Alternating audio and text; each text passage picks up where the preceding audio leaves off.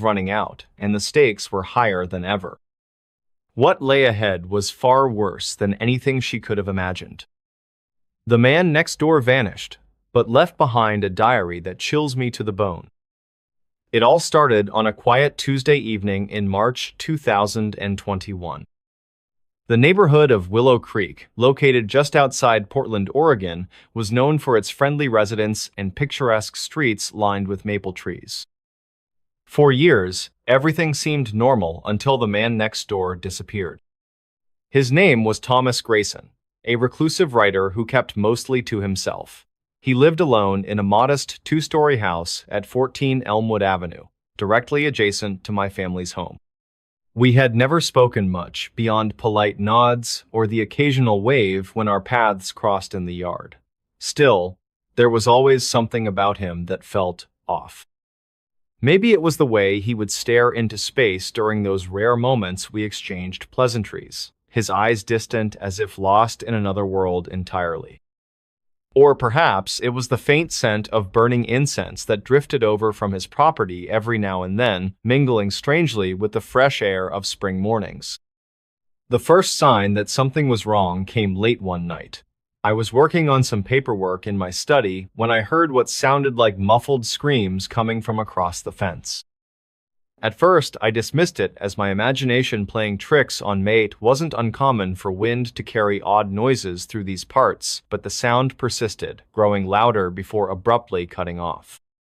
My curiosity got the better of me, so I decided to investigate. Grabbing a flashlight, I stepped outside and made my way toward Thomas's house.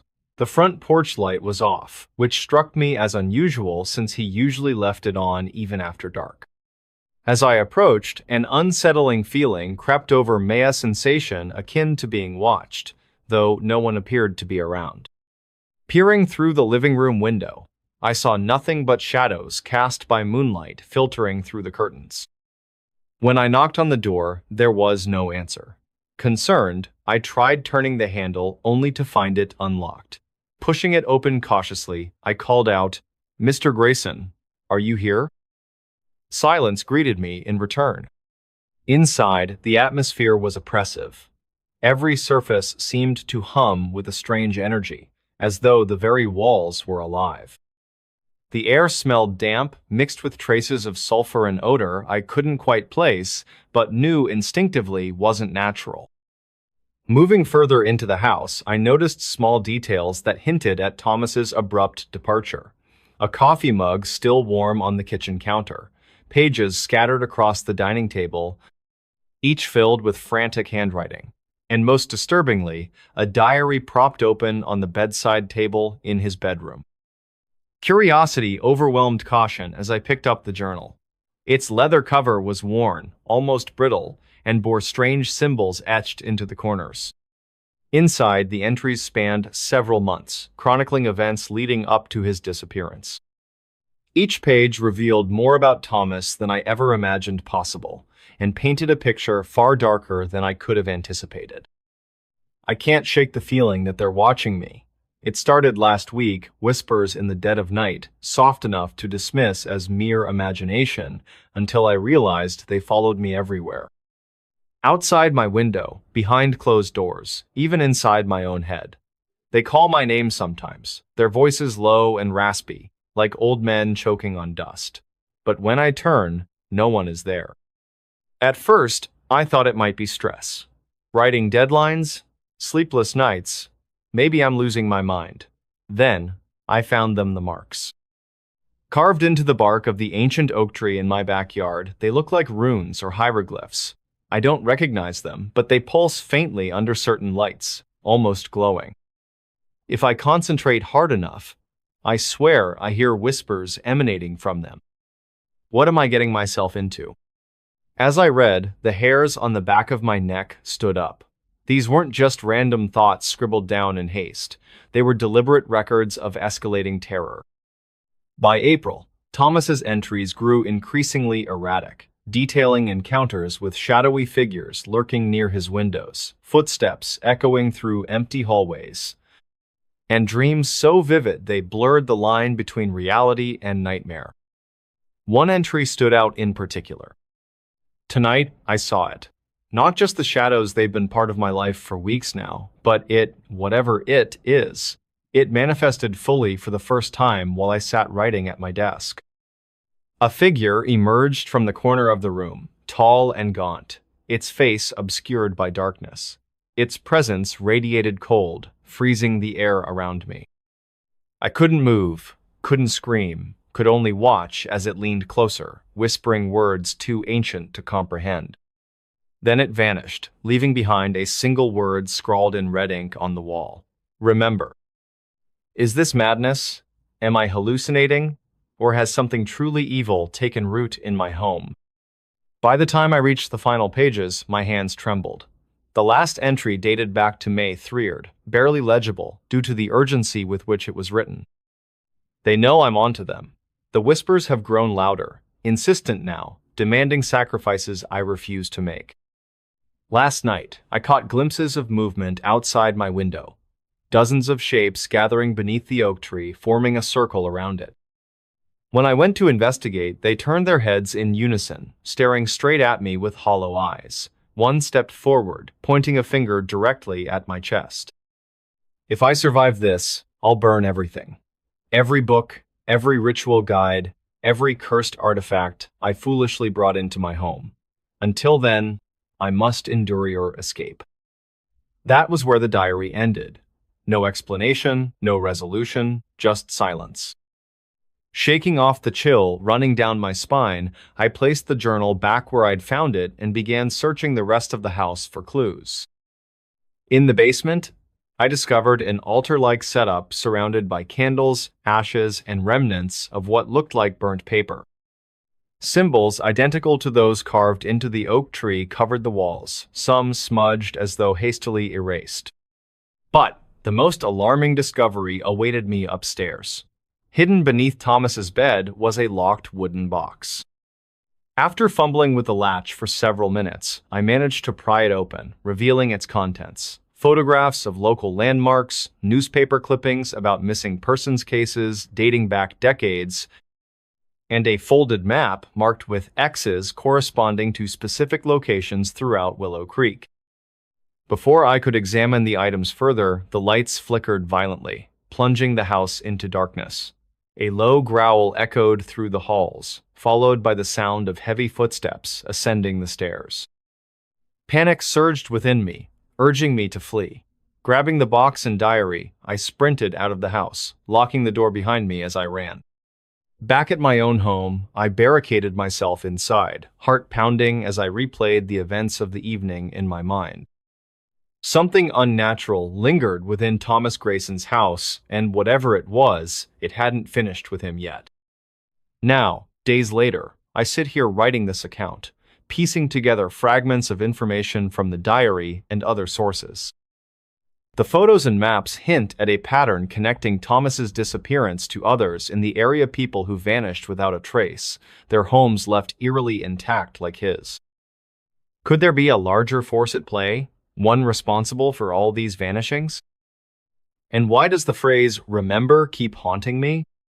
As dawn breaks outside, I realize I may not have long to uncover the truth. Whatever happened to Thomas, whatever drove him to write those chilling entries, feels dangerously close to finding me next. The whispers begin again. Soft at first, then louder, filling the room with echoes of a language I don't understand. My skin prickles as I glance toward the window, catching sight of movement beyond the glass. Shadows gather, forming silhouettes that mimic human forms, their hollow eyes fixed on mine. Determined to unravel the mystery, I spent the following days poring over the contents of the box Thomas had hidden. Among the newspaper clippings were articles spanning nearly 50 years, each detailing a similar case. Individuals who vanished mysteriously from their homes, leaving behind no evidence of struggle or abduction. What connected them, however, was the location of their disappearances. All occurred near ancient oak trees scattered throughout Willow Creek. One article caught my attention in particular. Dated back to 1978, it described a group of teenagers who claimed to have witnessed strange ceremonies conducted beneath one such tree during a full moon. According to their testimony, hooded figures chanted in an unknown tongue, circling the base of the tree while holding lit torches. The teens fled in terror, but upon returning the next morning, they found the ground scorched and the tree bearing markings identical to those Thomas had documented in his diary. Could these rituals still be taking place? And if so, who or what was performing them? My investigation led me to the oldest resident in Willow Creek, Mrs. Eleanor Whitaker, a retired librarian with a wealth of knowledge about the town's history. She listened intently as I recounted my findings, her expression shifting from curiosity to concern. "The oaks," she murmured, her voice tinged with unease. "They've always been sacred sites for the indigenous tribes that once inhabited this land. Legends say they serve as gateways between worlds, places where the veil between reality and the supernatural thins." She paused, choosing her words carefully. In the past, settlers misinterpreted these beliefs, using the trees for their own twisted purposes. Rituals performed beneath them often invoked entities best left undisturbed. Some believe those spirits remain trapped, feeding on fear and suffering to sustain themselves. Her warning sent shivers down my spine. If Thomas had unknowingly stumbled upon one of these portals, it explained both his fascination with the oak tree in his yard and the horrors he documented in his diary. But what did it mean for me? Had I inadvertently drawn attention to myself by delving into his secrets? That night, I couldn't sleep. Every creak of the floorboards, every rustle of leaves outside my window set my nerves on edge. Around midnight, the whispers returned, this time clearer, more urgent. They weren't random sounds anymore, they formed coherent phrases, though spoken in a language I didn't recognize. Leaning closer to the window, I strained to decipher their meaning. Suddenly, the temperature in the room dropped sharply. Frost spread across the glass in intricate patterns resembling the symbols carved into the oak tree. My breath hitched as I watched the frost take shape, forming letters that spelled out a single word: come. Fear gripped me, but so did resolve. If I wanted answers, I needed to confront whatever force lay behind these events. Armed with flashlights and recordings devices, I ventured into the woods behind my house, following the map Thomas had left behind. It guided me to an ancient oak tree standing alone in a clearing, its massive branches twisting skyward like skeletal fingers. As I approached, the air grew heavier, pressing against my chest. Shadows moved at the edges of my vision, coalescing into humanoid forms that surrounded the tree. Their hollow eyes glowed faintly, reflecting a malevolent intelligence. Despite my terror, I forced myself to step closer, examining the markings etched into the bark. They pulsed faintly, as though alive, and emitted a low hum that resonated deep within my skull. Then, from somewhere within the tree, a voice spoke not aloud, but directly in my mind. It carried a tone of authority, laced with menace. "You should not have come here," it intoned. "Your kind meddles where it does not belong. Leave now, or suffer the consequences." I hesitated, torn between fleeing and pressing further. Before I could decide, the ground beneath me trembled violently, throwing me off balance. Roots erupted from the earth, snaking toward me with startling speed. Panic surged through me as I scrambled backward, narrowly avoiding their grasp. But the tree wasn't done. From its trunk emerged a figure unlike anything I'd ever seen, a towering entity draped in tattered robes, its face obscured by a mask of jagged wood. It raised its arms and the surrounding shadows converged, forming a barrier that blocked my path to safety. Trapped, I turned back to face the creature, my heart pounding in my chest. Whatever it was, it had answers and I intended to get them, even if it meant risking everything. I watched a security camera footage that shouldn't exist. Watch until the end. It was a quiet evening in early November 2018 when Ethan Carter, a night shift security guard at the Portland General Hospital in Oregon, stumbled upon something that would change his life forever. The hospital had recently installed new surveillance cameras to monitor its parking lot and surrounding areas more effectively. As part of his routine duties, Ethan spent most of his shift reviewing footage from these cameras, ensuring everything remained secure. At around 3:47 a.m., while scrolling through the day's recordings, Ethan noticed an unfamiliar timestamp on one of the files labeled Camera 7. The file indicated it was recorded on October 30, honest, 1986, a date long before the hospital even existed in its current location. Curious, but dismissing it as a glitch, he clicked play, expecting nothing more than static or corrupted video. Instead, what unfolded on the screen left him frozen in disbelief. The footage showed the same parking lot where Ethan worked, though it looked drastically different, darker, emptier, with outdated cars parked haphazardly. A figure walked slowly across the frame, their face obscured by shadows. They moved unnaturally, dragging their feet as if weighed down by something invisible. Ethan rewound the clip multiple times, trying to make sense of what he saw. Each time, the figure appeared identical, a man dressed in a tattered suit, his head tilted slightly downward. Ethan decided to investigate further, logging into the hospital's database to cross-reference any records from 1986. To his surprise, there were no entries for Camera 7 prior to its installation in 2015. Yet here was undeniable proof that the camera had somehow captured images decades earlier. His mind raced with questions. How was this possible, and why did the footage exist now? By 4:12 a.m., Ethan's curiosity turned into unease. He reached for his phone, intending to call his supervisor, Mr. Harris, but stopped mid-dial. Something about the situation felt wrong, not just eerie, but dangerous.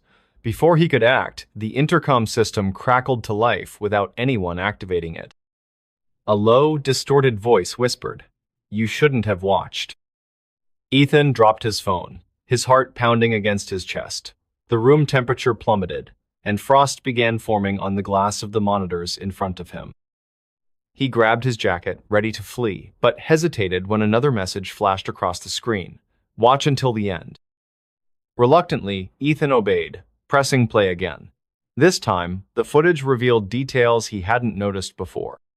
In the background, behind the shadowy figure, stood a young woman wearing a white dress. Her hair hung loosely over her face, obscuring her features, but her posture suggested she wasn't walking willingly. She seemed to be dragged toward the edge of the frame, vanishing abruptly as if stepping off a cliff. The scene shifted suddenly, cutting to black for several seconds before returning to the same location. But now, the parking lot was filled with dozens of people, all standing perfectly still. Their faces pointed directly at the camera, yet none blinked or moved. Ethan leaned closer, squinting to identify them, when the image froze entirely. On the screen, every single person turned their heads simultaneously, locking their gaze on the viewer. Before Ethan could react, the power cut out completely, plunging the control room into darkness. Panic set in as he fumbled for his flashlight, illuminating the space just enough to confirm he was alone. But the silence outside told a different story. Footsteps echoed faintly in the distance, growing louder with each passing second. 2 days later, news spread throughout the hospital about Ethan's disappearance. Surveillance tapes from the night of November 3rd showed him entering the control room but never leaving. Investigators recovered the mysterious footage from Camera 7, along with additional clips Ethan hadn't seen. These new recordings depicted scenes from various dates spanning the late 1970s to the early 1990s, all taking place in locations that no longer existed. Among the recovered files was a handwritten note found near Ethan's desk. It read simply, "They're watching us." Meanwhile, in Elmwood, Illinois, a retired police officer named Robert Gray became increasingly obsessed with solving cold cases involving missing persons.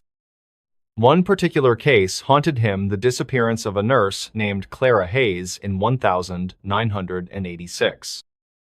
According to reports, Clara vanished without a trace after working her final shift at a small medical clinic located near the present-day site of Portland General Hospital.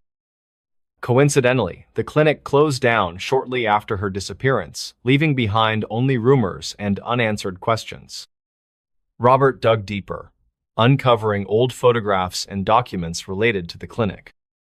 Among them was a blueprint showing the exact layout of the building, and strangely, it included plans for a basement level that wasn't mentioned in official records. Intrigued, Robert contacted Dr. Margaret Langston, a paranormal researcher based in Seattle who had previously consulted on similar cases involving anomalous technology. Dr. Langston arrived in Elmwood in April 2022, bringing along equipment designed to detect electromagnetic anomalies. Together, they explored the abandoned property where the clinic once stood. Beneath layers of dirt and debris, they discovered remnants of the hidden basementa concrete staircase leading deep underground. Inside, they found remnants of outdated electronics, including parts resembling those used in modern surveillance systems. One device caught their attention: a circular panel embedded in the wall, covered in strange symbols etched into the metal surface. When activated, the panel emitted a faint hum, followed by a series of clicks reminiscent of Morse code. Deciphering the pattern led them to a specific frequency, 612 kHz. Back in Portland, investigators pieced together fragments of Ethan's last moments. Forensic analysis revealed fingerprints on the recovered footage belonging to someone other than Ethan or any known staff member. DNA tests failed to match the sample against existing databases, raising suspicions about Wat had tampered with the evidence. In May 2023, Dr. Langston connected the dots between the Portland Hospital's mysterious footage and the findings in Elmwood. She theorized that certain frequencies acted as gateways to alternate timelines or dimensions, allowing glimpses into past events that shouldn't logically coexist. However, she warned that prolonged exposure to such phenomena risked attracting unwanted attention from entities trapped within these overlapping realities. Robert agreed to test her hypothesis, setting up a portable transmitter tuned to 612 kHz inside the old clinic's basement. At precisely midnight, the device crackled to life, playing static-laden whispers that grew louder with each passing minute. Suddenly, the room filled with cold air, and shadows danced erratically across the walls. From the corner of the room emerged a faint silhouette-y woman in a white dress, her face obscured by tangled hair. "Clara?" Robert called out, his voice trembling. The figure didn't respond, but continued advancing steadily toward them. Behind her, more shapes materialized, their forms shifting unpredictably. Dr. Langston attempted to deactivate the transmitter, but the device refused to power down. Realizing they couldn't escape, the pair braced themselves for whatever came next. As dawn broke over Elmwood, search teams discovered the abandoned clinic engulfed in flames, its structure reduced to ashes. No bodies were recovered, though scattered among the ruins were pages torn from a journal belonging to Clara Hayes. Written in frantic handwriting, the entries described visions of a world consumed by darkness, populated by beings who whispered secrets meant to drive her mad. And so, the mystery deepened, connecting lives separated by decades and miles. What lay beyond the veil of reality, and how far would those involved go to uncover the truth or survive the consequences? Inside the charred remains of the clinic, a single surveillance camera still functioned, transmitting live footage to an unknown recipient. On the screen, the words scrolled silently, "Watch until the end." I recorded my bedroom for one night. What I heard still gives me chills. It was a quiet evening in March 2021 when Alex Carter, a 28-year-old software developer living in the suburbs of Portland, Oregon, decided to experiment with his new digital voice recorder. The device had been sitting unused on his desk for weeks, purchased during one of those late-night Amazon binges that often followed long hours of coding. That night, however, Something felt different off-evened, and Alex couldn't shake the feeling that he wasn't alone in his small apartment. The apartment itself was nothing special. 2 bedrooms, a modest kitchen, and a tiny balcony overlooking a busy street. Alex had moved in just 6 months prior, drawn by its affordability and proximity to work. But lately, strange things had been happening. Doors would creak open by themselves. Faint whispers seemed to drift through the walls at night, and occasionally, he'd hear soft footsteps outside his bedroom door when no one else was home. At first, he dismissed it as old building quirks or overactive imagination, but the occurrences grew more frequent and unsettling. That particular Friday night, after finishing up a particularly grueling project deadline, Alex decided to test out the recorder. He placed it on his bedside table, set it to record continuously, and left it running overnight. His plan was simple: capture any unusual sounds that might explain what he'd been hearing. Then, exhausted from the week's workload, he turned off the lights and climbed into bed. The next morning, Alex woke up groggy but curious. He retrieved the recorder and plugged it into his laptop, eager to review the audio. As the playback began, all he heard were the usual nighttime noises: distant traffic, occasional creaks of the floorboards, and the soft hum of the refrigerator in the kitchen. Nothing too out of the ordinary, at least not at first. But then, around 3:14 a.m., the tone changed. A faint rustling sound came through the speakers, almost like fabric being dragged across the floor. Alex paused the recording, rewound it, and listened again. This time, he noticed something else: a low whisper, barely audible but unmistakable.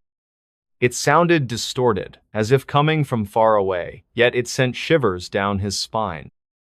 He continued listening, heart pounding faster with each passing second. The whispers grew louder, clearer, until they formed words, or rather, fragments of words.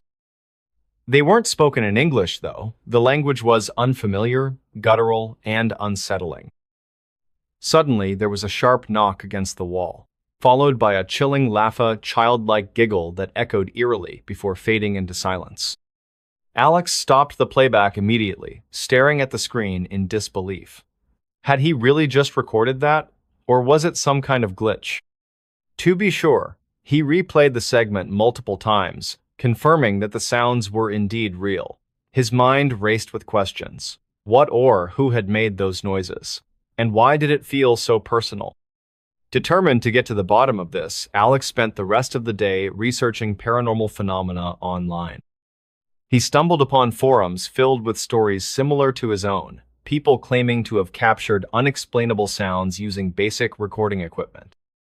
Some suggested leaving offerings or performing rituals to appease whatever entity might be present, while others warned him to stop meddling altogether. None of these answers satisfied him, though. He needed concrete evidence, not speculation. That evening, Alex decided to try another experiment.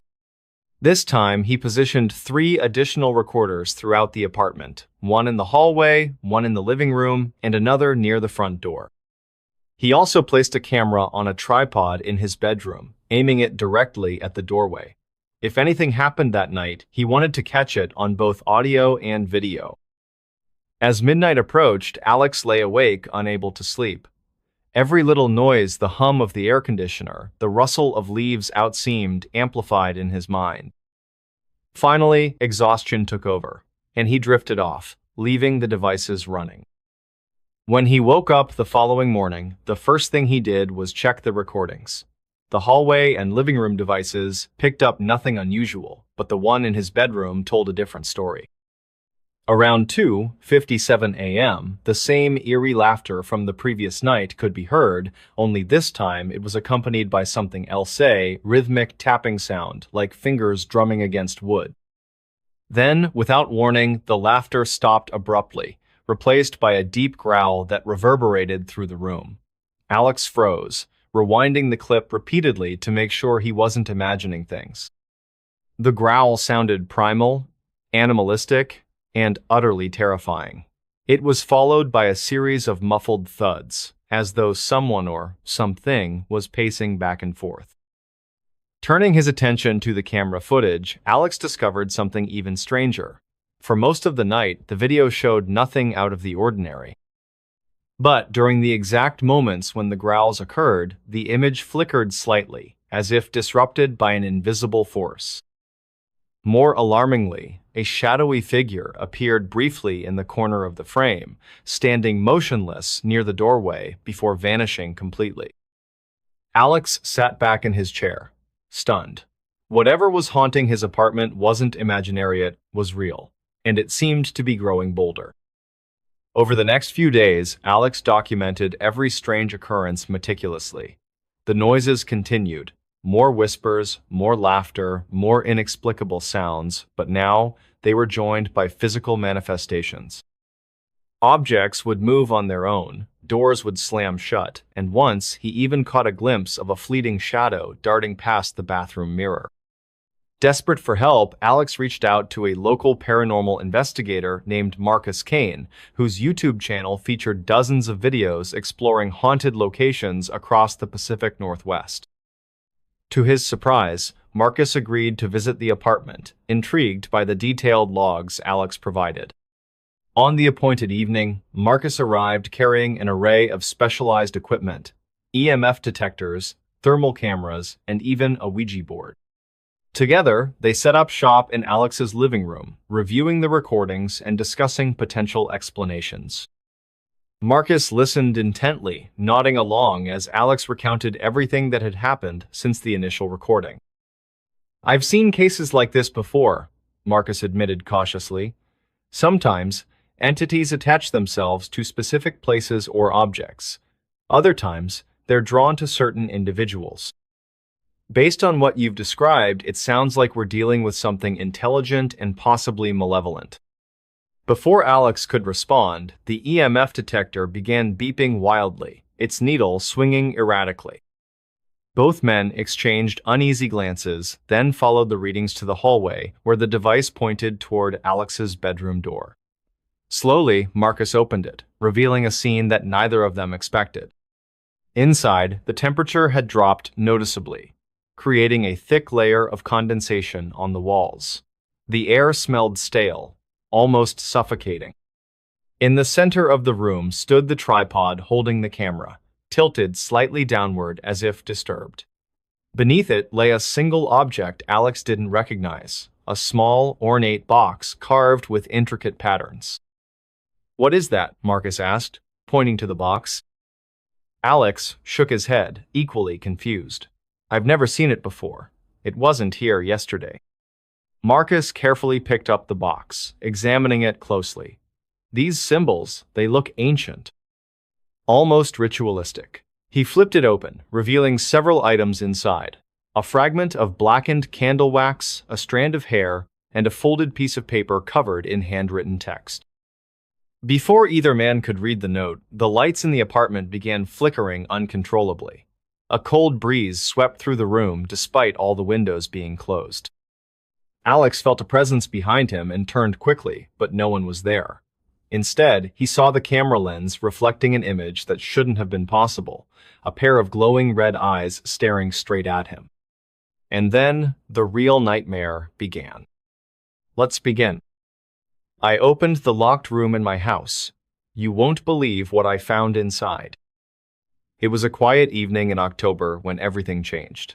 The sun had already dipped below the horizon, casting long shadows across the small town of Willow Creek, nestled deep within the Appalachian Mountains. The air carried a crisp chill that hinted at winter's approach, and the faint rustling of leaves outside my window added to the serene yet unsettling atmosphere. I lived alone in an old Victorian house inherited from my late grandmother, a place filled with memories, but also secrets I hadn't yet uncovered. Before we begin, tell me, where are you listening from, and what time is it there? At around 8:00 p.m., as I sat by the fireplace flipping through one of her old photo albums, something caught my attention. A key rested quietly between the pages of the album, its brass surface tarnished with age. Curiosity bubbled up inside me. Where did this key belong? My grandmother never mentioned anything about it during her lifetime. After some thought, I decided to investigate further. The house itself was vast, with many rooms left untouched for years. One room, however, stood out, a locked door on the second floor that I had always avoided opening. There was something about it, something eerie. But now, holding the mysterious key, I felt compelled to face whatever lay beyond that door. Taking a deep breath, I climbed the creaking wooden staircase, each step echoing softly in the stillness of the night. As I reached the second floor, the dim light from the hallway barely illuminated the corridor. My heart pounded against my chest as I inserted the key into the lock. With a soft click, the door opened slowly, revealing a dusty room shrouded in darkness. Inside, the air smelled musty, like forgotten books and aged wood. Moonlight streamed through a single cracked window, casting pale streaks across the floor. In the center of the room stood an antique dresser, its surface scratched and worn. Beside it, an old rocking chair swayed gently, despite there being no breeze. This sight sent a shiver down my spine. How could it be moving? I paused here, letting the tension build before continuing. Approaching the dresser cautiously, I opened the top drawer. Inside, I found stacks of yellowed letters tied together with fraying string. Carefully untying them, I began to read. Each letter told a haunting tale of a man named Henry, who once lived in this very house over a century ago. He spoke of strange occurrences, noises in the walls, footsteps in empty hallways, and whispers coming from nowhere. His words painted a picture of paranoia and fear, culminating in his disappearance without a trace. As I finished reading the last letter, a sudden noise startled me. It came from behind the dresser, a low groaning sound, almost like breathing. My mind raced. Should I leave, or should I press on? Gathering my courage, I moved the heavy dresser aside to reveal a hidden compartment carved into the wall. Inside, I discovered a journal belonging to Henry himself. Flipping through its brittle pages, I learned the truth. Henry believed he wasn't alone in the house, that another presence shared his life. He described encounters with a shadowy figure that would appear briefly in mirrors, doors locking themselves, and objects moving without explanation. Over time, these events drove him mad, leading to his eventual vanishing act. Just as I closed the journal, the lights in the room flickered violently. Shadows danced along the walls, distorting their shapes into something far more sinister. Panic set in as the rocking chair resumed its motion, faster this time, accompanied by faint murmurs that grew louder with every passing second. I knew then that I wasn't imagining things. I truly wasn't alone. Summoning every ounce of bravery, I grabbed the journal and ran downstairs, slamming the door shut behind me. Breathing heavily, I leaned against the front door, staring out into the darkened yard where nothing stirred except for the wind. For hours, I sat there, replaying the events in my mind, trying to make sense of what I had witnessed. Later that night, as I tried to sleep, I couldn't shake off the feeling that someone or something was watching me. Every creak of the floorboards made me jump, and every whisper of the wind seemed to carry a message meant only for me. That night, I realized that some mysteries are better left unsolved. And though I have since left the house, I often wonder if Henry's spirit still lingers there, trapped forever in the confines of those ancient walls. The next morning brought little relief. Dawn broke over Willow Creek, painting the sky in hues of orange and pink, but the beauty of the sunrise couldn't erase the unease I felt. I spent most of the day pacing around the house, glancing nervously at the locked door on the second floor.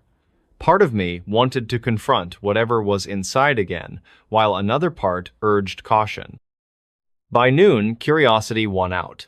Armed with a flashlight and the journal, I returned to the room.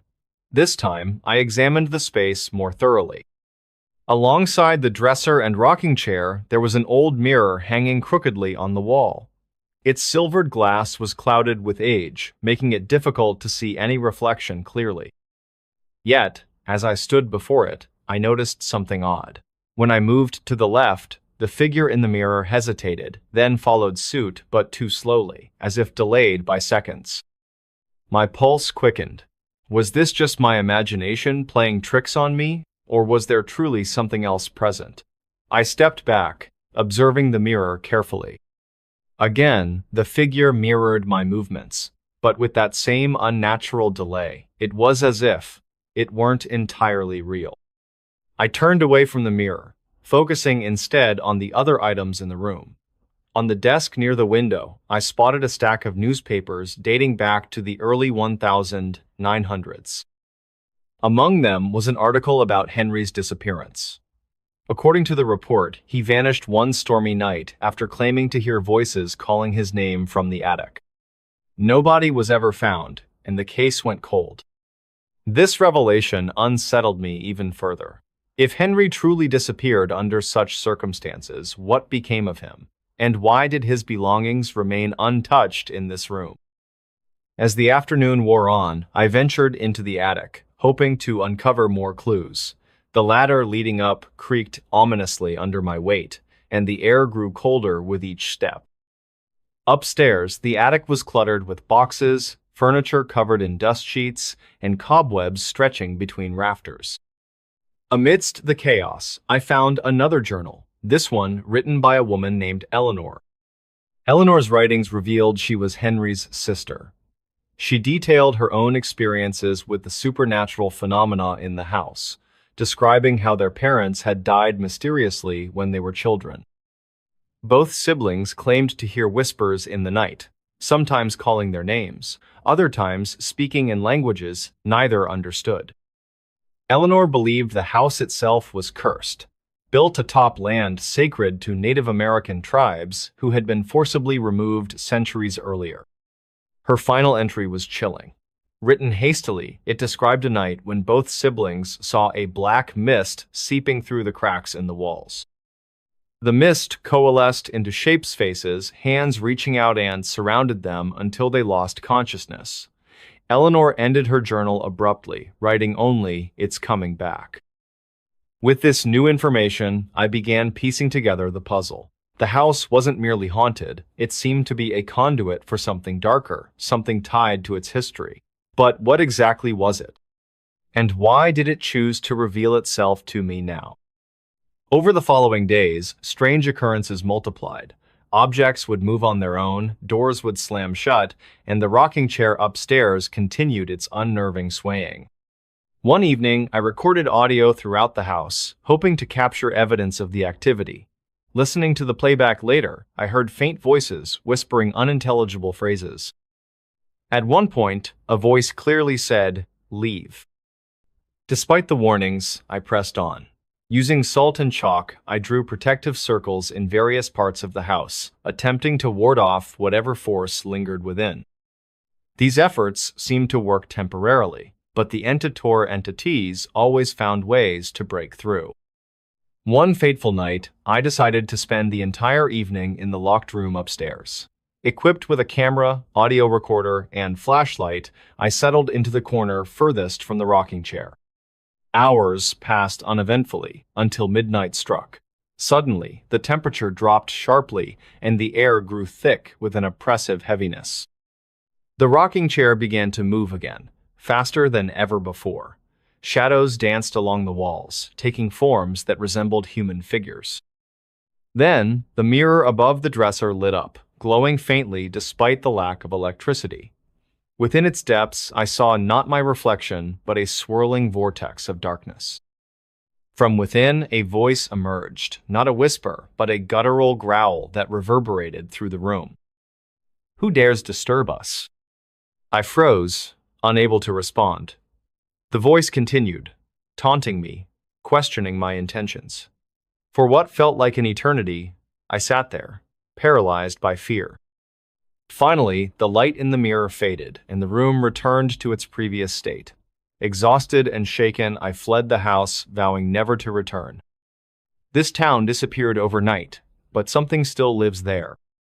It was a crisp October evening in 2018 when the small town of Eldridge Hollow, nestled deep within the Appalachian Mountains of West Virginia, experienced an event that would forever alter its history. The population had dwindled over the years to just under 300 residents, most of whom were descendants of the original settlers from the early 19th century. Life there was simple, quiet, and predictable until the night everything vanished. The date was October 17th, 2018. A local farmer named Jacob Monroe noticed something peculiar as he drove home after checking on his livestock around midnight. His headlights illuminated a thick fog rolling down the mountain, unlike anything he'd ever seen before. It wasn't the usual mist common to the area. This one seemed alive, swirling and twisting like some kind of sentient entity. Curiosity got the better of him, so he decided to investigate further despite his better judgment telling him otherwise. He parked his truck near the edge of town where Main Street began and stepped out into the cold air. The silence was unnerving. No crickets, no wind rustling through the trees, nothing but the sound of his own breathing. As Jacob approached the first house, he realized it was completely dark inside, even though he knew for a fact Mr. and Mrs. Peterson always left their porch light on at night. Intrigued, he walked up to the front door and knocked loudly. There was no answer. Jacob tried the handle, which turned surprisingly easily, considering how protective the elderly couple usually were about locking their doors. Stepping inside cautiously, he called out, "Mr. Peterson? Mrs. Peterson?" There was still no response. What greeted him instead was an eerie scene. Dinner sat half-eaten on the table. A television droned softly in the living room, and personal belongings lay scattered carelessly across the floor as if someone had been in a hurry to leave. But they hadn't. Puzzled, Jacob returned outside only to find the same situation repeated throughout the entire town. Every single resident had disappeared without a trace, leaving behind only their possessions and unfinished tasks. No signs of struggle, no evidence of abduction or natural disaster. It was as though the people of Eldridge Hollow had simply ceased to exist. Local authorities arrived shortly afterward following Jacob's frantic call, but even with extensive searches using helicopters, drones, and ground teams, not a single person could be found. By morning, news outlets picked up the story, dubbing it the vanishing of Eldridge Hollow. Speculation ran rampant. Theories ranged from alien abductions to government experiments gone wrong. However, none of these explanations held water against the overwhelming lack of evidence supporting them. As weeks turned into months, interest waned and life moved on elsewhere. But for those who lived nearby, strange occurrences continued long after the media circus dispersed. Farmers reported hearing faint whispers carried by the wind late at night, while hikers claimed seeing fleeting shadows darting between the trees surrounding what remained of the abandoned town. In April 2023, a group of college students from Marshall University decided to explore Eldridge Hollow during spring break, hoping to uncover clues others might have missed. Their leader, Emily Carter, was particularly intrigued by paranormal phenomena and believed there might be more to the disappearance than met the eye. Armed with cameras, audio recorders, and EMF detectors, the five-person team set up camp near the old schoolhouse located at the center of town. Their first night passed uneventfully aside from occasional creaks and groans typical of old buildings settling under changing temperatures. On the second day, however, things took a darker turn. While exploring the basement of the church, Emily noticed strange markings carved into the stone walls. They appeared ancient yet somehow familiar, resembling symbols used in various cultures throughout history to ward off evil spirits. One symbol in particular caught her attention because she recognized it from her studies. It was associated with binding rituals meant to trap malevolent entities. That evening, the group gathered around their campfire, discussing their findings, when suddenly, all electronic devices stopped working simultaneously. Cell phones, flashlights, even the portable generator powering their equipment went dead. Panic began to spread among the students as darkness enveloped them completely. Then came the sound, soft at first, almost imperceptible, but growing louder with each passing moment. Footsteps echoed through the empty streets, voices whispered unintelligibly close by, and somewhere far off, a mournful cry pierced the night. Emily suggested retreating to the safety of their vehicle parked near the outskirts of town, but before anyone could move, something extraordinary happened. Out of the corner of her eye, she saw movement beyond the flickering flames of their fire. At first, she thought it was another shadow caused by tree branches swaying in the breeze, but then realization dawned upon her as figures emerged from the encroaching darkness. These weren't ordinary humans. Their forms shimmered faintly, translucent yet solid enough to cast distorted reflections in the dim light. Their faces bore expressions frozen in terror, mouths agape as though screaming silently. Some wore clothing dating back decades, while others appeared more contemporary. All shared one chilling, characteristic hollow eyes, devoid of any life or emotion. The students froze, unable to comprehend what stood before them. Were these truly the lost souls of Eldridge Hollow? And if so, why did they linger here, trapped between worlds? Before anyone could react further, one figure stepped forward, closer than the rest. Its presence radiated both sorrow and anger, emanating waves of cold that made breath visible in the already frigid air. The entity opened its mouth, and although no audible words reached their ears, the message became crystal clear inside their minds. "You shouldn't have come here." And with that ominous warning, the world around them began to shift. The ground beneath them trembled slightly, and the air grew heavier, pressing down on their chests as if an invisible hand sought to suffocate them. The once familiar landscape of Eldridge Hollow began to warp and twist, the outlines of buildings melting away like wax under a flame. Trees bent unnaturally, their branches reaching out toward the students with claw-like precision. The fire that had been their only source of warmth and light now flickered erratically, casting grotesque shadows that seemed to move independently of their sources. "What is this place?" muttered Kevin, the group's resident skeptic, his tone laced with fear. For once, he didn't try to rationalize the situation or dismiss it as a trick of the mind. I think we're seeing the truth behind Eldridge Hollow," Emily replied, her voice barely above a whisper. These people didn't just disappear, they were pulled into something else entirely. As if responding to her words, the ground beneath them shifted again, this time splitting open to reveal a gaping chasm filled with writhing shadows. The spectral figures that had once been the townspeople now hovered over the abyss, their forms becoming less distinct, more amorphous. They reached out toward the students, their fingers elongating into sharp talons. "We must leave," urged another voice, this one different from the others. It carried a note of urgency, almost pleading.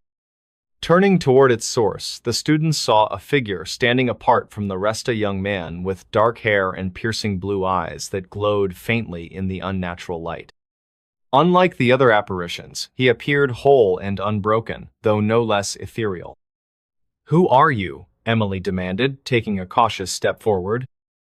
"My name is Daniel," he said, his voice clear despite the chaos around them. "I was one of the last to fall victim to this curse. You must listen to me if you wish to survive." "What curse?" asked Laura, clutching her arms tightly around herself as another wave of cold swept over them.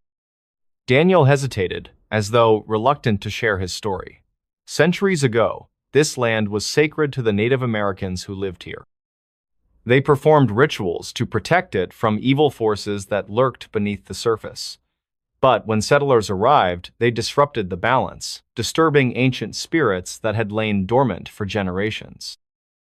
Over time, those spirits grew stronger, feeding on the fear and suffering of those who crossed their path. He paused, his gaze locking onto each member of the group in turn. By the early 2000s, the town had become a prison, its inhabitants trapped between worlds. On October 17, 2018, the barrier finally collapsed, pulling everyone inside into this realm. Now, it seeks to claim new victims. "But why us?" Kevin asked, his voice shaking. "We didn't mean to intrude." "That doesn't matter." Daniel replied grimly. Once you stepped foot in Eldridge Hollow, you became part of its cycle. The only way to break free is to reverse the ritual that bound these spirits to the land. And how do we do that? Emily pressed, her heart pounding in her chest. Daniel gestured toward the chasm. Deep within that void lies the heart of shadows, a crystal formed from the concentrated hatred of the trapped souls. If you can retrieve it and destroy it, the curse will end, but beware, for the spirits will stop at nothing to prevent you from succeeding. Before anyone could respond, the ground trembled violently, throwing them off balance. The spectral figures surged forward, their cries of anguish turning into deafening roars. The chasm widened, spewing forth tendrils of darkness that wrapped around their legs, pulling them closer to the edge. "Follow me," Daniel shouted, sprinting toward the nearest rock formation. "If we can reach the heart, we might still have a chance." The students exchanged panicked glances before breaking into a run, their footsteps echoing against the cavernous landscape. Behind them, the spirits pursued relentlessly, their forms merging into a single, monstrous entity that towered above the plains. Its mouth opened wide, revealing rows of jagged teeth, and a guttural roar shook the very foundation of the world. As they ran, Daniel explained the layout of the realm, pointing out landmarks that would guide them toward the heart of shadows. Along the way, they encountered obstacles designed to test their resolve. Illusions meant to confuse them, traps hidden within the terrain, and moments of doubt that threatened to tear them apart from within. At one point, Kevin stumbled and fell, his ankle twisting painfully beneath him. "Leave me," he cried, tears streaming down his face as the shadowy tendrils crept closer. "Save yourselves." "No," Emily snapped, grabbing his arm and hauling him to his feet. "We're in this together, whether you like it or not." With renewed determination, they pressed onward, their bonds strengthening with every challenge they faced. When they finally reached the entrance to the chasm, Daniel warned them of the dangers ahead. "The heart is guarded by the Spirit King itself, a being of pure malice and destruction. To defeat it, you'll need courage, strategy, and perhaps a little luck." Armed with makeshift weapons fashioned from rocks and sticks, the students descended into the depths of the chasm, their hearts pounding in unison as they prepared to face whatever lay ahead. The air grew colder with each step, and the walls shimmered with veins of black crystal that pulsed faintly, as though alive. And then they saw it, the heart of shadows, suspended in midair at the center of a vast chamber. It glowed with an eerie light, its surface etched with runes that pulsed in time with the students' own heartbeats. Surrounding it was the Spirit King, a towering monstrosity with multiple arms ending in razor-sharp claws. Its eyes burned with hatred as it regarded the intruders. "You dare to challenge me?" it boomed, its voice reverberating through the chamber. "Foolish mortals, your kind has caused enough suffering. Now you shall join them." Without hesitation, the students launched their attack, using every ounce of strength and ingenuity they possessed. Daniel coordinated their movements, shouting instructions as they dodged the Spirit King's assaults and struck back with everything they had. The battle raged on for what felt like hours, the chamber filling with the sounds of clashing metal, shattering stone, and anguished screams. Just when it seemed all hope was lost, Emily spotted an opening. With a final burst of speed, she darted past the Spirit King's defenses and drove her makeshift weapon straight into the heart of shadows. The crystal shattered instantly, releasing a blinding flash of light that illuminated the entire chamber. When the light faded, the Spirit King was gone, reduced to nothing more than wisps of smoke dissipating into the air. The chasm began to collapse, and the students scrambled to escape, their bodies battered and bruised, but their spirits unbroken. As they emerged back into the real world, dawn broke over Eldridge Hollow, bathing the abandoned town in golden light. The spectral figures that had haunted the area were nowhere to be seen, their souls presumably freed from their eternal torment. But as the students climbed into their vehicle and drove away, none of them dared to speak. They knew they had survived something extraordinary, but also that the memory of Eldridge Hollow would haunt them forever. And deep within the mountains, amidst the ruins of the old church, a single symbol remained carved into the stone, a warning to those who might come seeking answers. I listened to a radio broadcast from 1948, and something answered back. The discovery of the journals in Walter Hayes' abandoned farmhouse sent a ripple through the small town of Elmwood, Illinois.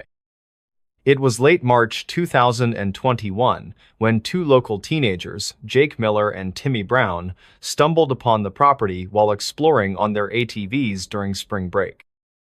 The house had been vacant for decades, its windows boarded up and vines creeping over the once white siding. Out of curiosity, they broke in through a rotted-out back door. Inside, the air smelled musty, carrying traces of mildew mixed with something metallic like old blood.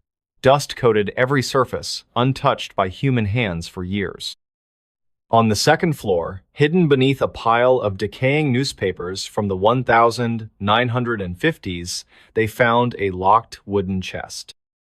Using a crowbar they'd brought along just in case, they pried it open to reveal stacks of yellowed notebooks filled with handwritten entries dated between 1947 and 1949.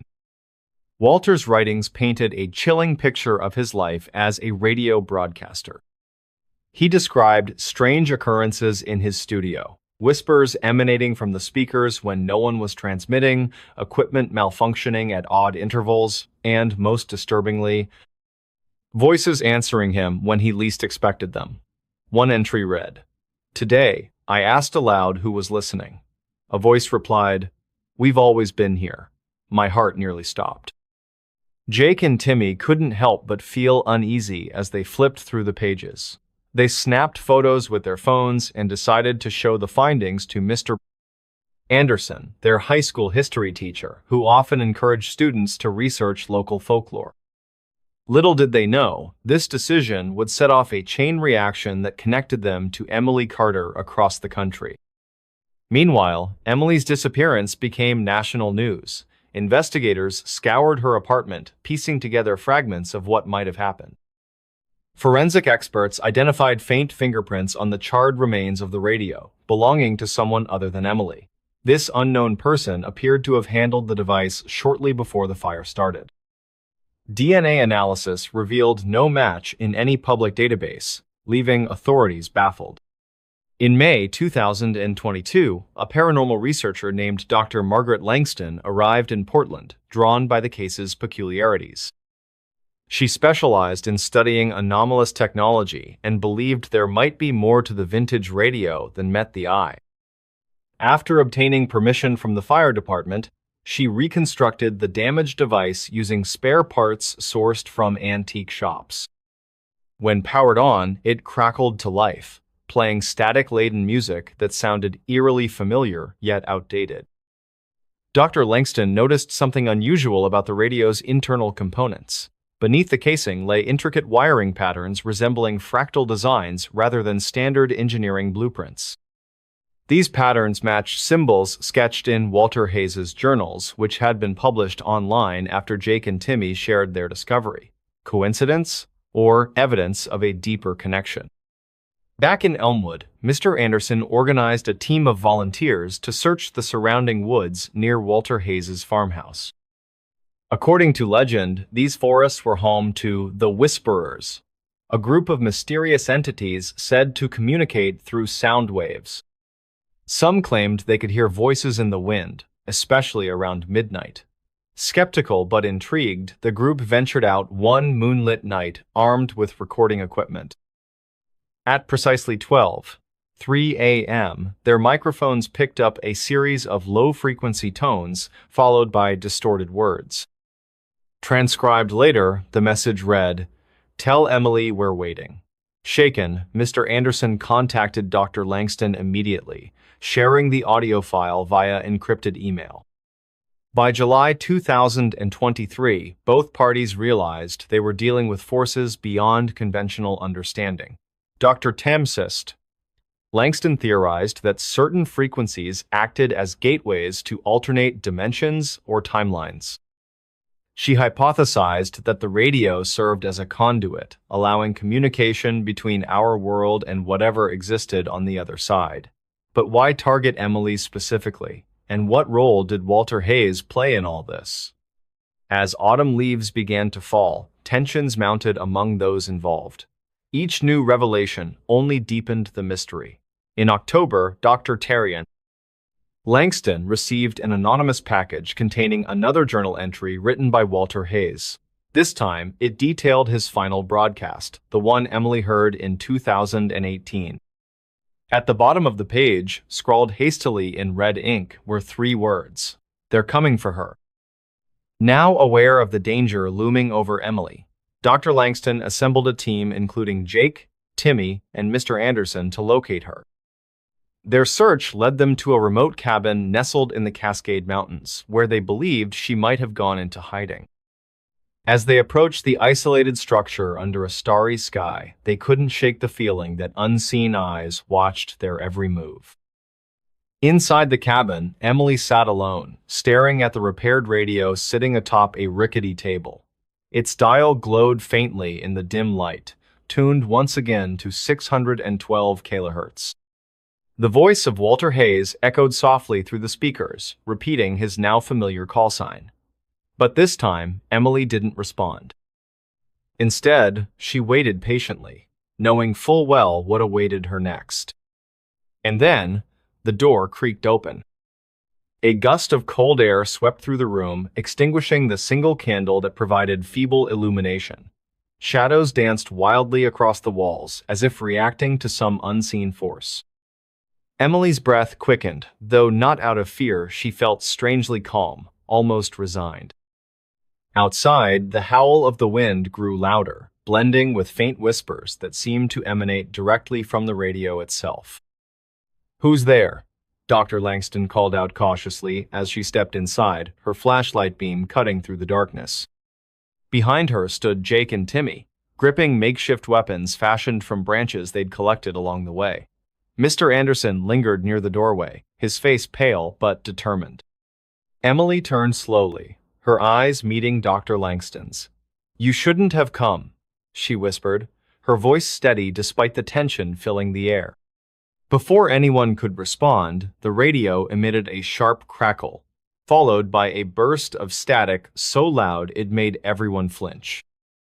Then, clearer than ever before, Walter Hayes' voice spoke again, but this time it carried an unmistakable edge of panic.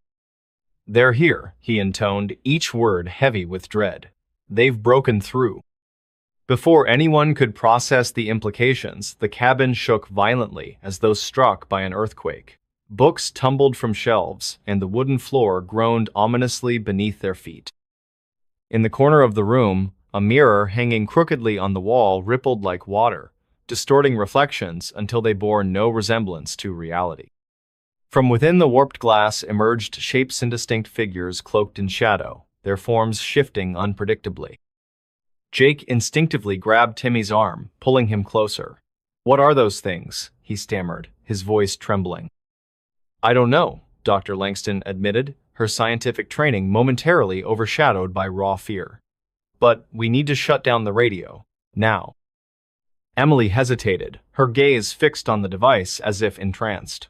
"It's too late," she murmured. "They've already answered." Suddenly, one of the shadowy figures detached itself from the mirror, stepping fully into the room. Its presence radiated an oppressive weight, forcing everyone to take a step back. Though featureless, the entity exuded malice, its very existence seeming to drain the air of oxygen. More shapes followed suit, emerging not only from the mirror but also from the corners of the room, materializing as if summoned by some invisible command. Mr. Anderson raised his hand, attempting to shield himself and the others. "Stay back," he shouted, though his voice lacked conviction. The shadows paid him no heed, advancing steadily toward the group. In desperation, Dr. Langston lunged for the radio, fumbling with the dials in an effort to disrupt the frequency. Sparks flew as she twisted the knobs, creating bursts of static that temporarily drowned out Walter Hayes' voice.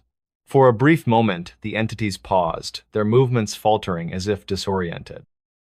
But the respite was short-lived. Soon enough, they resumed their approach, undeterred by the interference. Emily finally snapped out of her trance-like state, grabbing Dr. Langston's wrist. "Don't stop," she urged. "Keep trying. If we can sever the connection, maybe we'll stand a chance." Working together, the two women adjusted the radio settings methodically, guided by intuition rather than logic. Meanwhile, Jake and Timmy used their makeshift weapons to fend off the closest shadows, striking blindly at anything that came within reach. Their efforts proved futile. The entities moved with fluid grace, slipping past blows as though untouchable. Amidst the chaos, Mr. Anderson noticed something peculiar about the radio's wiring. Attached to one of the internal components was a small piece of paper bearing a handwritten note. "To close the gate, you must complete the cycle." Below the instruction were coordinates latitude and longitude that corresponded to a location deep within the forest surrounding Walter Hayes' farmhouse. Without hesitation, he shouted the information to the others. "There's a way to stop this. We have to go back to Illinois." Though skeptical, the group agreed there was no better option. With the radio in tow, they fled the cabin, pursued relentlessly by the shadowy figures. The journey ahead promised peril and uncertainty, but one thing remained clear. The answers they sought lay buried in the past, and perhaps the key to survival rested in completing the enigmatic cycle hinted at in Walter Hayes' cryptic message. They said this doll was cursed, but that's not the scariest part. The room seemed to pulse with an otherworldly energy as Marcus and Emily pressed forward, determined to help Elizabeth. The whisper had confirmed their suspicions. She was bound not by malice but by fear, trapped between worlds due to the promise she'd made long ago. Now they faced the daunting task of breaking that vow without unleashing unforeseen consequences. Marcus adjusted his position, placing a hand on the table where Clara rested. His voice carried a mix of authority and compassion as he spoke directly into the void. "Elizabeth," he began, his tone measured yet firm. "We know you're here. We can feel your presence. It's time to let go." For several moments, silence reigned supreme. Then, like ripples spreading across water, the air around them began to shift. A faint glow emanated from Clara's porcelain body, casting eerie shadows on the walls.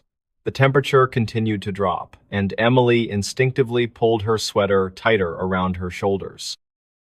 "I don't want to leave," came another whisper, this time tinged with desperation. It wasn't anger or hostility, it was pure terror. Elizabeth's spirit clung to the doll, not out of hatred, but because it represented safety, even in death. "It's okay," Emily found herself saying, her voice trembling but resolute. "You're safe now. You don't have to stay here anymore. Let us help you." The response was immediate. The glow intensified, illuminating the room in a ghostly light. Shadows flickered erratically, almost as if struggling against some invisible force. Marcus nodded encouragingly at Emily, signaling for her to continue. "You made a promise a long time ago," Emily said softly. "But promises aren't forever, Elizabeth. Sometimes, we need to break them so we can move on. Please, trust us." The response was immediate. The glow surrounding Clara flared brighter, momentarily blinding both Emily and Marcus. When their vision cleared, they saw something neither had expected: a translucent figure standing before them. It was a young girl, no older than 10, dressed in period clothing. Her wide eyes were filled with equal parts fear and hope. "Will it hurt?" she asked, her voice barely above a whisper. "No," Marcus replied gently. "It won't hurt, but you have to be brave. Are you ready?" Elizabeth hesitated, glancing down at Clara. For a moment, it seemed as though she might refuse. Then, slowly, she extended a hand toward the doll. As her fingers brushed against the porcelain surface, a wave of energy surged through the room, knocking over chairs and extinguishing the candles. When the chaos subsided, Clara lay motionless on the table, devoid of any supernatural aura. And Elizabeth, she was gone. Or so it seemed. As Emily and Marcus sat in stunned silence trying to process what had just transpired, a single candle flickered back to life in the corner of the room. Its flame danced wildly, casting strange patterns on the walls. And then, just as suddenly as it had appeared, the light steadied, leaving behind only the faintest trace of warmth. "She's free," Marcus said finally, his voice thick with emotion. "Whatever held her here is broken. She's moved on." Relief washed over Emily, mingling with exhaustion. She sank onto the couch, feeling the weight of the past few days lifting slightly from her shoulders. Yet beneath the surface, a lingering question remained unanswered. What exactly had happened to Elizabeth all those years ago? Had she truly made a pact with something beyond human understanding, or was there another explanation waiting to be uncovered? Over the following weeks, Emily and Marcus worked together to piece together the remaining fragments of Elizabeth's story. They scoured old church records, consulted historians, and even revisited the riverbank where she'd drowned. Along the way, they discovered hints of darker forces at play forces that suggested Elizabeth's deal hadn't been entirely voluntary. One particularly chilling discovery came from an ancient journal hidden away in the town archives. Written by a priest who had lived during Elizabeth's time, it detailed accounts of unnatural occurrences in Elmwood Heights. Among these entries was one mentioning a dark entity preying on vulnerable souls, offering false promises in exchange for eternal servitude. Could Elizabeth's promise have been part of a larger scheme? Or was she simply a victim caught in the crossfire of forces beyond comprehension? While they never found definitive answers, one thing became clear. Clara was more than just a cursed doll. She was a conduit, a relic tied to events far older and more sinister than anyone realized.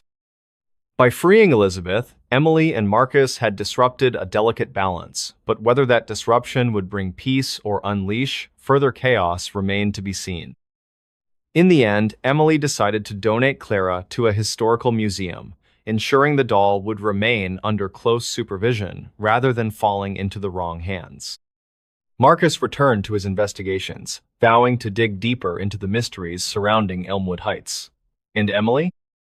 She moved on, carrying with her the knowledge that some stories are meant to be told and others are best left buried. But late at night, when the wind howled through the trees and the moon cast silvery light across her bedroom window, Emily couldn't shake the feeling that someone or something was still watching. Not maliciously, not threateningly, but with an unspoken curiosity, as if waiting patiently for the next chapter to unfold. I spent one night alone in a cemetery. Here's what recorded on my phone. It all started on a chilly October evening in 2019. The date was October 27th, just 3 days before Halloween. I still remember the exact moment when my curiosity got the better of me. My name is Alex Carter, and at that time I was living in the small town of Willow Creek, nestled in the heart of Ohio. It's one of those towns where everyone knows each other, and local legends are passed down from generation to generation. That particular night, I found myself standing at the entrance of St. Mary's Cemetery. The place had been abandoned for years, its once pristine grounds now overgrown with weeds and ivy. The iron gates creaked as the wind picked up, sending shivers down my spine even before I stepped inside. I had heard stories about this cemetery since I was a child, tales of a ghostly figure seen wandering among the tombstones after midnight, and strange lights that would appear in the distance. But what really drew me here was something different. Earlier that week, while exploring old newspaper archives online, I stumbled upon an article from 1982. It mentioned a series of unexplained disappearances in the area during the late 70s and early 80s. All the victims were last seen near this very cemetery. Some claimed they had heard laughter coming from the shadows just before vanishing without a trace. The air was thick with anticipation as I entered the cemetery at exactly 11:45 p.m. My phone's flashlight barely pierced through the darkness, casting long, distorted shadows across the weathered gravestones. The moon hung low in the sky, partially obscured by thin clouds that drifted lazily overhead. The temperature dropped noticeably as I ventured deeper into the labyrinth of tombs and mausoleums. I decided to record everything using my phone, hoping to capture some evidence of whatever supernatural phenomena people spoke about. As I walked, I noticed how eerily quiet it was. No crickets, no owls, not even the rustling of leaves despite the gentle breeze. It felt unnatural, almost as if the entire world held its breath waiting for something to happen. At precisely 12:15 a.m., I reached the oldest section of the cemetery, where many of the graves dated back to the mid-1800s. There stood a large marble angel statue, its face worn smooth by decades of exposure to the elements. According to legend, this was the spot where most sightings occurred. Standing there under the pale glow of my phone screen, I couldn't shake the feeling that I was being watched. Suddenly, a faint sound broke the silence. The soft click of heels against stone. It came from somewhere behind me but faded quickly into the distance. I turned around, scanning the area with my flashlight, yet saw nothing unusual. Still, my instincts told me to stay put and keep recording. Minutes passed, each one stretching longer than the last until finally, at 12:37 a.m., I captured something extraordinary. On the video playback, you can clearly see a shadow moving between two tombstones far ahead. But here's the strange part. There shouldn't have been enough light for such distinct movement. And when I zoomed in later, I could make out a figure wearing what appeared to be an antique dress, her hair flowing freely in the non-existent wind. She seemed to be watching me intently before disappearing completely behind another headstone. By now, my heart was pounding so hard I thought it might burst out of my chest. Yet, instead of leaving immediately, I chose to follow the path she had taken. Each step felt heavier than the last, as though invisible forces resisted my progress. When I arrived at the location where she vanished, I discovered something unsettling. Fresh footprints pressed into the damp earth, leading toward the center of the cemetery. Following these tracks brought me to an open clearing surrounded by towering oaks, whose branches intertwined high above like skeletal fingers reaching for the heavens. In the middle of the clearing lay an ancient oak tree with a hollow trunk wide enough for someone to crawl inside. Curiosity overcoming fear, I approached cautiously, shining my light into the dark cavity within. Inside, I found remnants of burnt candles scattered around alongside pieces of torn fabric and strange symbols etched into the bark. They looked familiar somehow, reminding me of images I'd seen in books about occult practices. But before I could examine them further, the atmosphere changed dramatically. The wind howled louder now, carrying whispers that seemed to form words in a language I didn't recognize. Then, without warning, my phone battery died completely, plunging me into total darkness. As I stood there, unable to see anything beyond arm's length, panic began creeping in. The whispers grew louder, forming coherent sentences, though none made sense to me. Suddenly, I felt a cold presence brush past my shoulder, followed by a chilling laugh echoing through the clearing.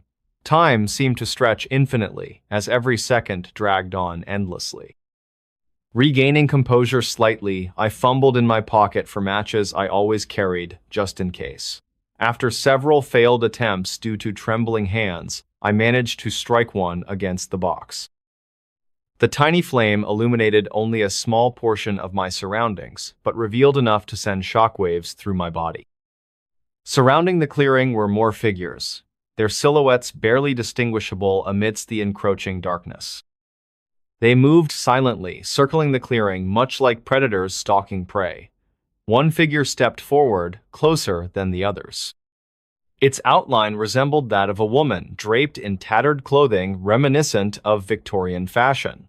Her face remained obscured, hidden beneath layers of fog-like substance swirling around her head. However, her eyes glowed faintly, piercing through the gloom with an intensity that sent chills coursing down my spine. Desperation fueled adrenaline, allowing clearer thinking, despite overwhelming terror. Using the match's remaining light, I located a loose rock nearby and prepared to defend myself should the situation escalate further. Meanwhile, the entity continued advancing slowly, maintaining eye contact while emitting guttural sounds akin to reversed speech patterns often associated with paranormal investigations. Moments later, another unexpected event unfolded. From the direction of the cemetery entrance came beams of light cutting through the dense veil of night. Shouts echoed faintly, growing louder as whoever approached drew nearer. Relief washed over me temporarily until realization struck. Entering such places alone wasn't wise, especially after witnessing phenomena defying explanation. Still unsure whether help arrived or additional complications manifested, I maintained vigilance, ready to act decisively regardless of outcome. The shouts grew louder, and soon I could make out voices calling my name. Alex, Alex Carter. It was Deputy Miller's voice, followed by the rustling of footsteps crunching through the underbrush. Relief washed over me like a tidal wave, but it was mixed with confusion. How did they know I was here? And why were they looking for me? I raised my voice, shouting back as loudly as I could, hoping they would hear me over the howling wind. Over here, I'm in the clearing. Within moments, flashlight beams pierced the darkness, illuminating the area around me. Deputy Miller appeared first, his face pale but determined. Behind him came two other officers, their expressions grim as they scanned the surroundings. The figures that had been circling me vanished almost instantly, leaving no trace behind except for an unsettling silence. "What are you doing here, Alex?" Deputy Miller asked, his tone both concerned and accusatory. "This place hasn't been safe since. Well, you know the history." I don't know," I stammered, still trying to process everything that had happened. I just wanted to see if there was any truth to the stories, but then I saw something, or someone. Miller exchanged a glance with one of the other officers before turning back to me. "Let's get you out of here. We'll talk about this later." As we made our way back toward the cemetery gates, I noticed something strange. The footprints I had followed earlier were gone, as if they had never existed. Even the disturbed earth around the ancient oak tree looked untouched, perfectly smooth as though nothing had ever disturbed it. My mind raced with questions, but I kept quiet, unsure of what to say. Back at the sheriff's station, Miller grilled me for hours, asking about every detail of my experience. He seemed particularly interested in the symbols I had found on the tree and the figure in the Victorian dress. When I mentioned the reversed speech patterns, he went completely silent, his expression unreadable. Later that night, after being released from questioning, I returned home, exhausted but unable to sleep. I replayed the video footage on my phone, zooming in on the shadowy figure I had captured. To my surprise, when I slowed down the playback, I could hear faint whispers in the background. They weren't random sounds, they formed words, though distorted and difficult to understand. One phrase stood out clearly: "You shouldn't have come." The next morning, I visited the local library, searching through old records and newspaper clippings related to St. Mary's Cemetery. That's when I discovered something chilling. In 1873, a young woman named Eleanor Whitmore disappeared under mysterious circumstances. Her body was never found, but locals reported seeing her ghost wandering the cemetery late at night. According to the articles, she had worn a Victorian-era dress and had long flowing hair. Further digging revealed more disturbing details. Eleanor had been part of a secret occult group that practiced rituals in the cemetery's clearing. Their activities were believed to have caused a rift between worlds, allowing entities to cross over into ours. Some claimed these beings were responsible for the unexplained disappearances in the late 70s and early 80s. Armed with this new information, I returned to the sheriff's office, eager to share my findings with Deputy Miller. However, when I arrived, I was told he had taken a sudden leave of absence, citing personal reasons. His desk was cleared out, and none of the other officers seemed willing to discuss the case further. Days turned into weeks, and though I tried to put the incident behind me, it haunted me constantly. Every time I closed my eyes, I saw the glowing eyes of the entity in the clearing, or heard the chilling laughter echoing through the dark. Then, one evening, while reviewing the video footage again, I noticed something I had missed before. In the corner of the screen, just before the battery died, there was a reflection in the lens of face peering directly at me. It wasn't the figure in the Victorian dress, it was someone else entirely. Someone who looked eerily familiar. My own face stared back at me, but it wasn't the Alex Carter I knew. This version of me wore a sinister smile, its eyes filled with malice. Before I could process what I was seeing, the image flickered and disappeared, leaving only static on the screen. That night, I packed my bags and left Willow Creek, never looking back. I haven't returned since, and I doubt I ever will. But sometimes, late at night, I still hear whispers coming from my phone even when it's powered off.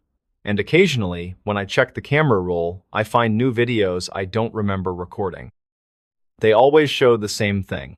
Me standing alone in the cemetery, surrounded by shadows that move too quickly to be human. And in the background, the same chilling phrase repeats over and over. You shouldn't have come. There's a secret message hidden in this old lullaby. Can you hear it? The whispers grew louder, forming a cacophony of voices that seemed to come from every direction. Emily clutched the box tightly, her knuckles white with tension. The torches lining the walls flickered erratically, casting long, distorted shadows that danced across the narrow passageways.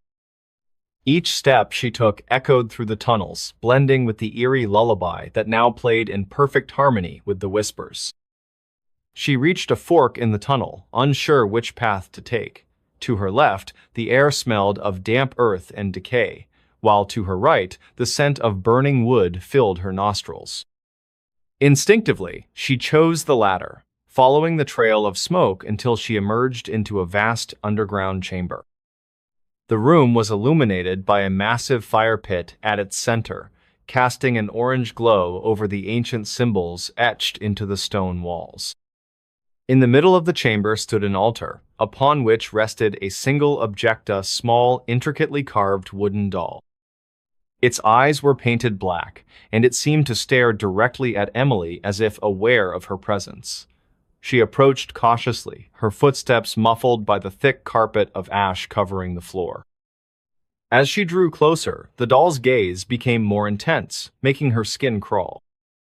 Suddenly, the ground beneath her feet trembled violently, causing her to stumble backward. From the shadows surrounding the chamber, figures began to emerge, men and women dressed in tattered robes, their faces obscured by hoods. They moved silently, forming a circle around the altar, leaving Emily trapped between them and the exit. One of the figures stepped forward, lowering their hood to reveal a gaunt face with hollow eyes. "You shouldn't have come here," the figure said in a voice that sounded both male and female at the same time. "This place is not meant for outsiders." Emily swallowed hard, trying to steady her voice. "Who are you, and what does this have to do with my grandmother?" The figure tilted its head slightly, as if considering whether to answer. "Your grandmother knew more than she let on," it replied cryptically. "She tried to stop it, but failed. Now, the cycle must continue." "What cycle?" Emily demanded, her frustration mounting. "And what does this doll have to do with anything?" The figure extended a bony hand toward the doll, and the flames in the fire pit flared higher, illuminating the room even brighter. "That doll is the key," it explained. "It holds the essence of the Watcher, bound within its confines for centuries. Your grandmother discovered this secret and attempted to destroy it, but instead, she sealed it away, hoping no one would ever find it again." "But why me?" Emily asked, her voice trembling. "Why am I here now?" The figure paused, glancing briefly at the others in the circle before returning its gaze to Emily. "Because you carry the mark," it whispered, reaching out to touch her forehead. Emily flinched but couldn't move away. Beneath the figure's fingertips, she felt a strange warmth spreading across her skin, followed by a sharp pain.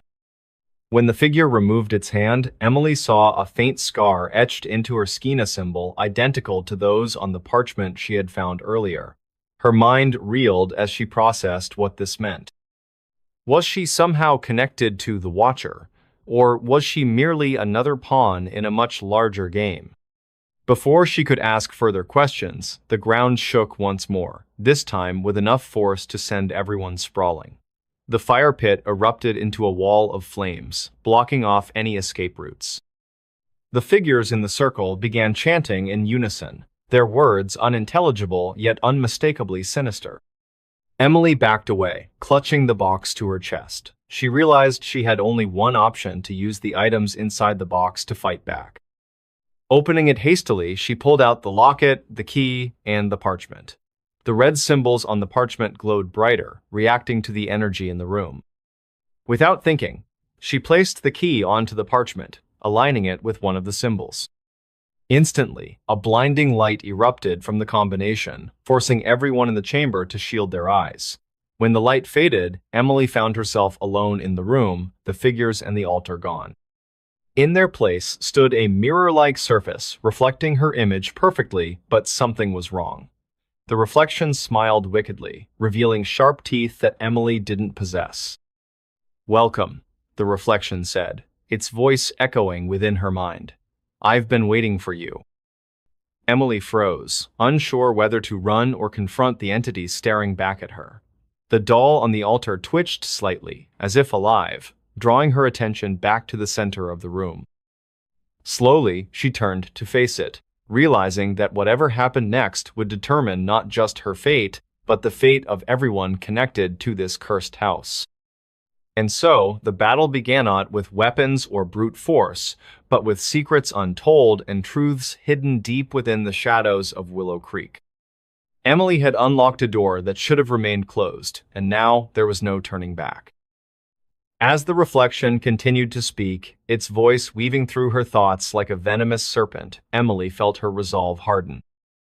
She remembered the journal entries, the warnings scribbled in desperation by her grandmother. There had to be a way to reverse whatever curse this was. But first, she needed to understand the full extent of what she was dealing with. The doll suddenly emitted a low hum, vibrating softly against the altar. Emily's heart raced as she noticed the black-painted eyes shifting, almost as if they were tracking her movements. She hesitated for a moment, then slowly approached the altar, her hand trembling as she reached for the doll. The moment her fingers brushed against its wooden surface, the room plunged into darkness. A cold wind swept through the chamber, extinguishing the remaining embers of the fire pit. Emily could hear faint laughter echoing all around her, though she couldn't pinpoint its source. Panic set in, but she forced herself to remain calm. Using the glow of the still luminous parchment, she examined the doll more closely. Carved into its back was a series of runes that matched the ones on the parchment. It was as if the doll itself held answers, if only she could decipher them. Her thoughts were interrupted by the sound of footsteps approaching from behind. Spinning around, she saw the shadowy figure from earlier reappearing, though this time it wasn't alone. More hooded figures materialized out of the darkness, encircling her once again. Their chanting resumed, louder and more insistent than before. "You cannot win," the lead figure intoned, stepping closer. "The Watcher has chosen you. Resistance is futile." Emily gritted her teeth, refusing to give in to fear. Clutching the box and the parchment tightly, she focused on the symbols glowing faintly in her hands.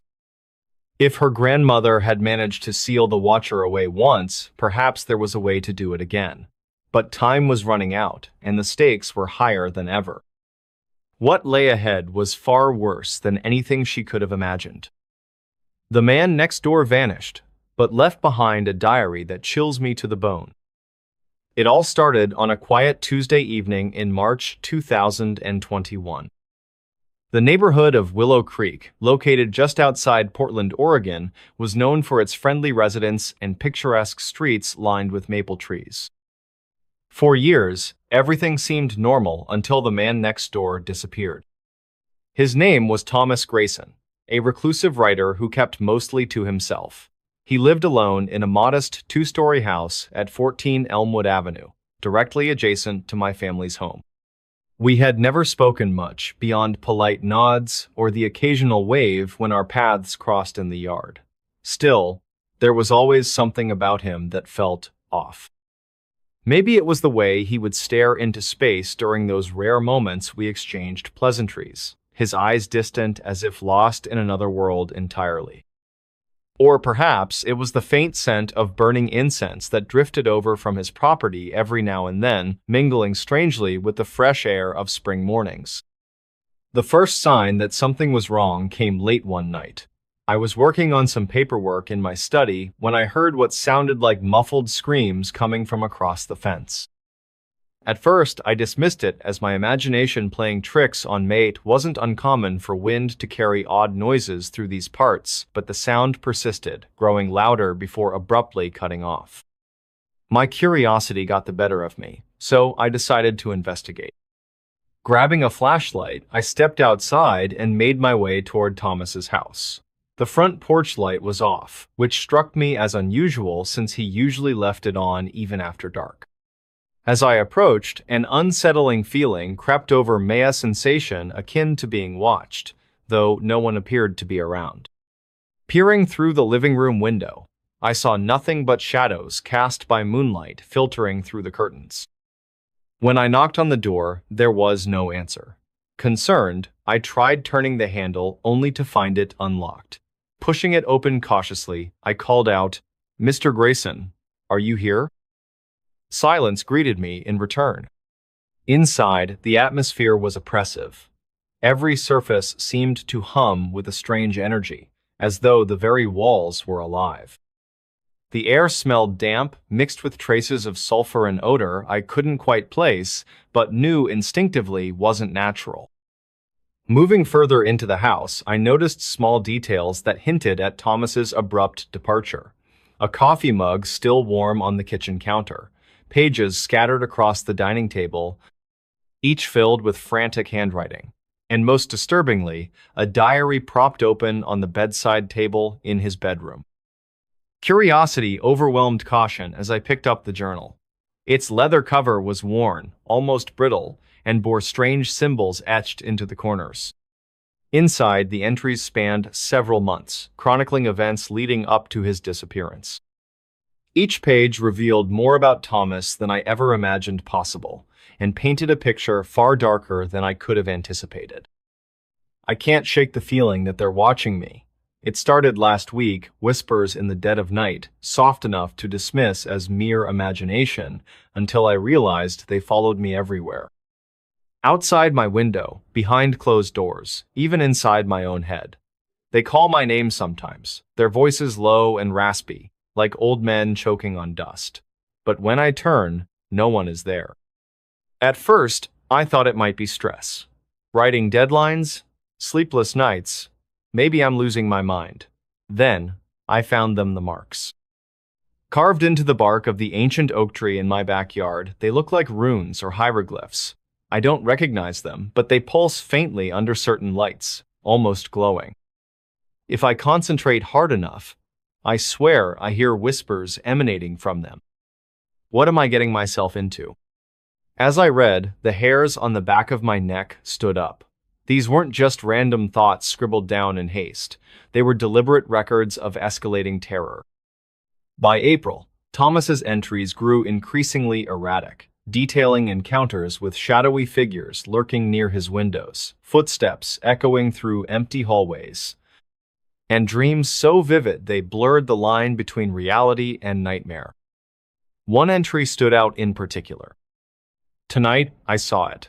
Not just the shadows, they've been part of my life for weeks now, but it, whatever it is, it manifested fully for the first time while I sat writing at my desk. A figure emerged from the corner of the room, tall and gaunt, its face obscured by darkness. Its presence radiated cold, freezing the air around me. I couldn't move, couldn't scream, could only watch as it leaned closer, whispering words too ancient to comprehend. Then it vanished, leaving behind a single word scrawled in red ink on the wall. Remember. Is this madness? Am I hallucinating? Or has something truly evil taken root in my home? By the time I reached the final pages, my hands trembled. The last entry dated back to May 3rd, barely legible due to the urgency with which it was written. They know I'm onto them. The whispers have grown louder, insistent now, demanding sacrifices I refuse to make. Last night, I caught glimpses of movement outside my window. Dozens of shapes gathering beneath the oak tree, forming a circle around it. When I went to investigate, they turned their heads in unison, staring straight at me with hollow eyes. One stepped forward, pointing a finger directly at my chest. If I survive this, I'll burn everything. Every book, every ritual guide, every cursed artifact I foolishly brought into my home. Until then, I must endure your escape. That was where the diary ended. No explanation, no resolution, just silence. Shaking off the chill running down my spine, I placed the journal back where I'd found it and began searching the rest of the house for clues. In the basement, I discovered an altar-like setup surrounded by candles, ashes, and remnants of what looked like burnt paper. Symbols identical to those carved into the oak tree covered the walls, some smudged as though hastily erased. But the most alarming discovery awaited me upstairs. Hidden beneath Thomas's bed was a locked wooden box. After fumbling with the latch for several minutes, I managed to pry it open, revealing its contents. Photographs of local landmarks, newspaper clippings about missing persons cases dating back decades, and a folded map marked with X's corresponding to specific locations throughout Willow Creek. Before I could examine the items further, the lights flickered violently, plunging the house into darkness. A low growl echoed through the halls, followed by the sound of heavy footsteps ascending the stairs. Panic surged within me, urging me to flee. Grabbing the box and diary, I sprinted out of the house, locking the door behind me as I ran. Back at my own home, I barricaded myself inside, heart pounding as I replayed the events of the evening in my mind. Something unnatural lingered within Thomas Grayson's house, and whatever it was, it hadn't finished with him yet. Now, days later, I sit here writing this account, piecing together fragments of information from the diary and other sources.